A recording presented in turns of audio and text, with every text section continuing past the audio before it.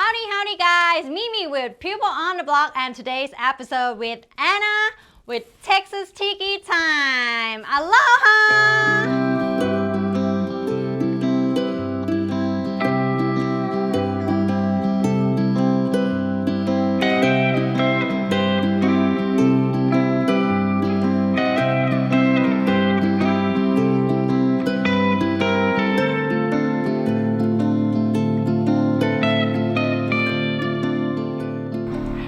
Howdy, it's Mimi with People on the Block, and today's episode we're with Anna, Texas Tiki Time. Hi Anna. Aloha. Thanks for having me. Awesome. So let me ask you about what is your background? How did you start Texas Tiki Time? Yeah, so I worked in catering for about the last 10 years. And I started an event staffing business prior to COVID.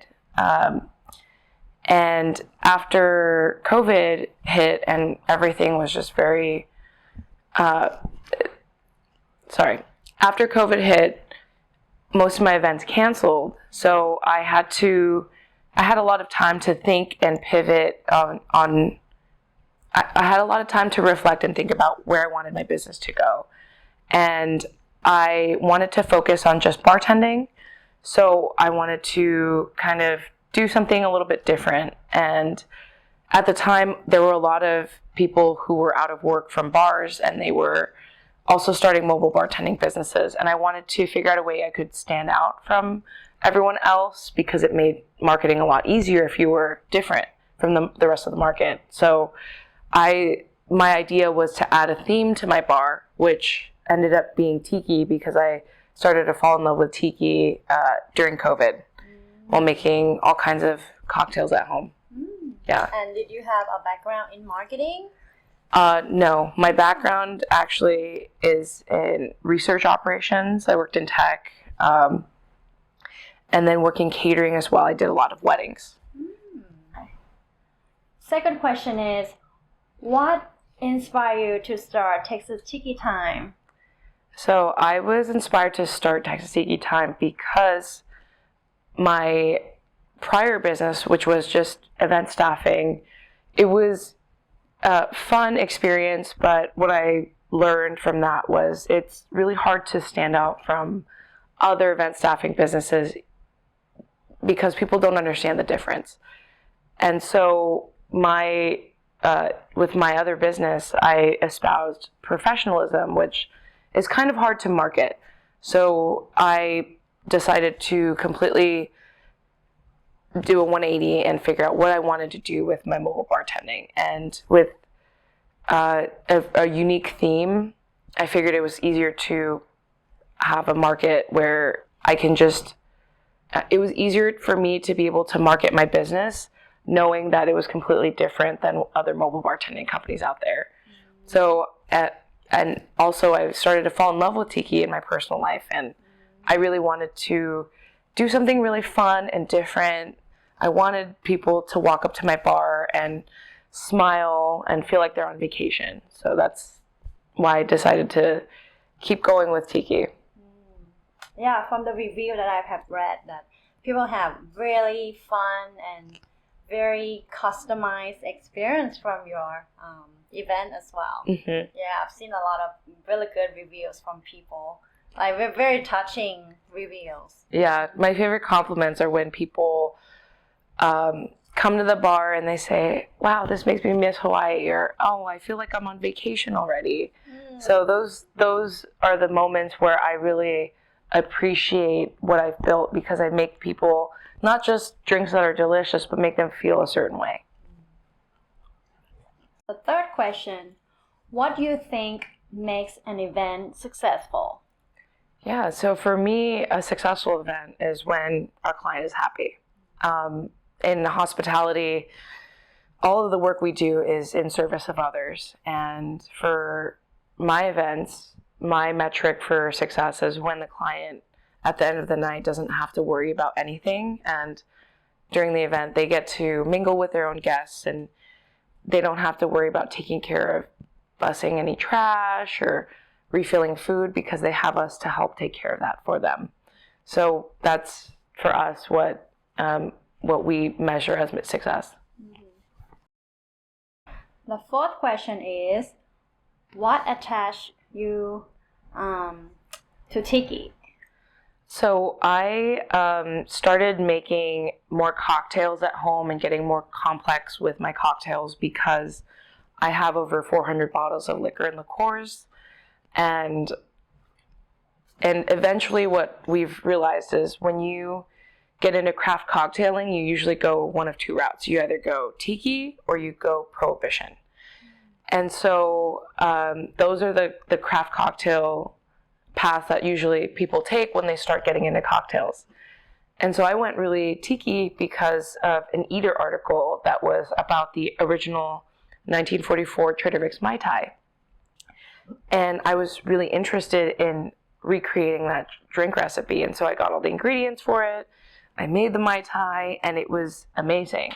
And what really struck me about that Mai Tai is there's no pineapple in that recipe. However, all the ingredients together kind of gives the essence of pineapple. So it feels like you're tasting pineapple even though that ingredient's not there at all. And I found that to be really remarkable. And that was my first foray into making tiki cocktails. And once I started to find other tiki cocktails, I found tiki cocktail books. And then I found tiki conventions, and it just kind of snowballed from there. And so when it came time for me to kind of rethink my event staffing business during COVID, I thought about adding a theme, but at the time I didn't know what theme I wanted to do. And so it just kind of hit me one day, like, why don't I just do a tiki theme? And that's kind of how it's evolved now. Fifth question is, what have been some challenges in your business? Yeah, so for me, starting the tiki bar was really hard because there was no blueprint of anyone else doing this. I did a lot of research about tiki bars all over the country, and no one else was doing the tiki bar that I envisioned in my head, where you had like a roof and a table and decor. There were other companies that just had a bar that was like a mobile bar that was a little bit tiki-fied, but they didn't have a lot of the decor I had. Or there's one person in Colorado, they have a tiki trailer with seating, and it's incredible, but it was bigger than what I'd expected. So I really had to come up with the vision for the tiki bar myself. And so I found someone selling a mobile tiki bar that broke down into a duffel bag. So I bought that. And then the next part was buying all the decor and figuring out how to decorate it out. And so I had to create that process myself. And now I have, the business I do because of the look that I've created with my bar. And it does take a long time for setup because decorating takes a long time. But for the results, it makes it worth it once you see what it looks like at the end. The other thing that's been difficult for my business is it's with my tiki bar, it's very seasonal. So a lot of people will book me only in the summertime because they want to book me for a pool party. And with the Texas heat, it can be a challenge when you're working in 105 degrees. So that's the other difficult thing. I wish people, booked me more year round, but, perhaps in the future. Maybe indoor? Indoor events we can do year round. Yeah, outdoor events, I will do it year round, but I definitely have bought a lot of fans to put around me when I'm working. Number 6, what is your favorite part of the business adventure? Yeah, so I've gotten wonderful opportunities to travel to bartending conferences this year because the tiki bars open a lot of doors, and it's set me apart from other people that I meet because there's no one else doing this. So I've gotten the opportunity to go to Tiki by the Sea, Tiki in the Desert, Camp Run Amok, Tales of the Cocktail, and those are great learning opportunities for me because there's a lot of seminars. Camp Run and Muck, we had opportunities to tour distilleries all over Kentucky or all over Louisville, and so it's just opened a lot of doors for me because of the uniqueness of my business, and because when I go to a networking event, I never remember other people's names because I meet so many people all the time, but they always remember me as the tiki lady. So it's a great way to have people remember who I am. Number 7, where do you hope to take your business next? So my the tiki bars taught me how to create an immersive mobile bartending experience, and so I'm actually starting a third business called Boot Scootin' Bartending, which is going to be a mobile Western bar.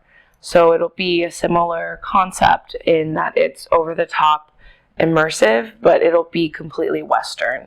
So that's the direction I'm going with my business. I would, I really want to kind of capture the zeitgeist of everyone loving like Texas and cowboy culture right now, and being able to offer what I offer with Texas Tiki Time, but in a Western bar format.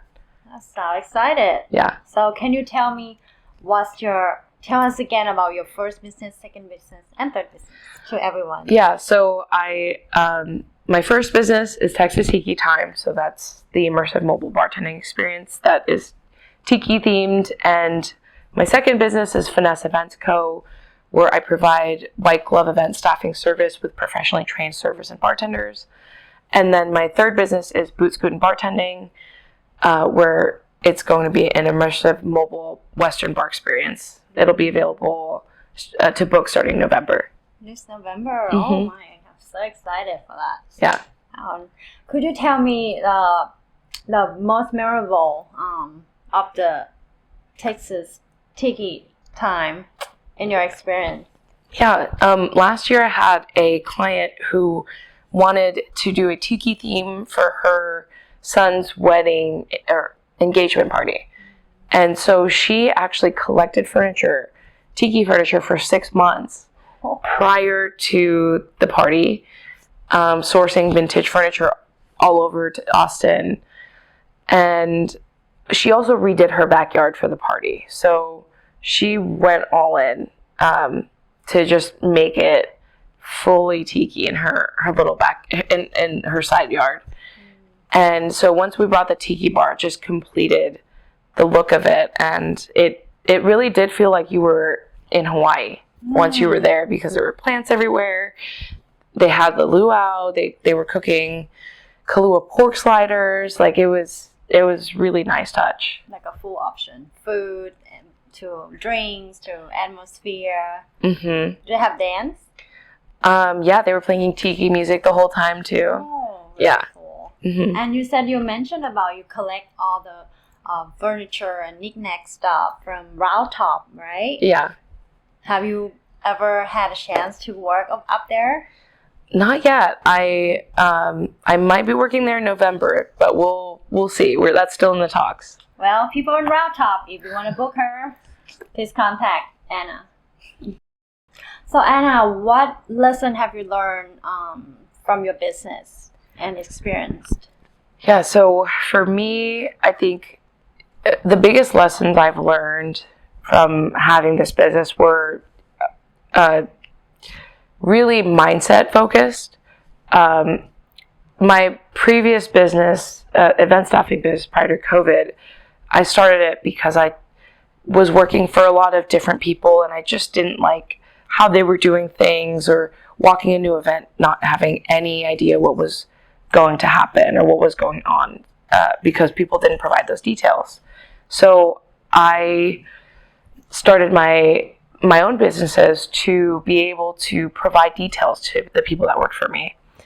And I didn't know what I was doing, and I ended up getting pigeonholed into budget weddings, which they were fine, but they required a lot more work than I'd expected or anticipated. And once I realized, like, this isn't where I wanted to be, I wanted to provide a more premium experience, and that's where Texas Tiki Time was born, was to be able to provide like a more upscale, a more intimate experience where guests can interact with the bar, not only with just what they're tasting, but what they're seeing, what they're hearing. I always like to play tiki music with garnishes. I like to really invoke smell, so I like to burn cinnamon or rosemary for like a garnish for a cocktail. So really enveloping all 5 senses for people. And what that has taught me is that it's really important to bring in all of the senses for people when you are doing any kind of event. Visual, everything needs to look amazing. Everything needs to taste good. And just pull in all of these elements together, because it all of these little touches add to someone's experience. And being able to go from doing budget weddings where people cared more about price, what price they're paying you at the end of the day, to now doing events where people care more about the guest experience and are willing to pay for that. I've had to shift my mindset to be able to accommodate a different audience, and that's been the biggest shift for me, is like understanding, what do my current clientele want from an experience? They want things to be taken care of by the professionals they're hiring, and they're willing to delegate that duty to you so that they can have a fun experience as a guest themselves. Would you like to plug in anything? Yeah. For us? Yeah. So my Instagram accounts are just at Texas Tiki Time, no spaces, at Finesse Event Co, no spaces, and at Boot Scootin, with no apostrophe, but Boot Scootin Bartending for Instagram. Right here. Yeah. Mahalo for watching.